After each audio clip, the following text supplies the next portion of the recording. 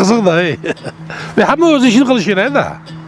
Qarang, bir to'yda 10-15 ta odam yig'ilib qolganmish-da. Bir-birini tanimaydi hech qaysinisi deng. Ra'si gap qizib ketib, shu siyosat to'g'risida gap ketib qolibdi-da. Unisi u deyarmish, bunisi bu deyarmish. Rasa siyosatni olishibdi-da. Bitta yosh katta odam o'tirganmish. Jim o'tirganmish. Bittasi bunday qarab, "Ha, otaxon, siz nima gapga aralashmayapsiz? Siz bolalarim, men 80 ga kirgan bo'lsam, ve siyosat tushunmasam, ve yana bir narsani tushunmayapman" debdi.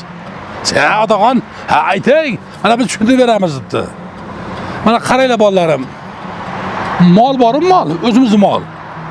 Shu tezak ota tushadi. Qo'ydiki, kichkina dumaloq bo'ladi. Shu nimaga shunaqa ekan debdi. Bizadagi bir odam o'ylab ketganmish-da. Rosa o'ylash topisha olmabdi. Ki bittasi otaxon kechirasiz, biz ham topa olmaydik debdi. Otaxon bunday qarab turib, "Ey, tezakni farqi bo'lmaysizlar-ku, siyosatga arash nima qilasizlar" deyamish.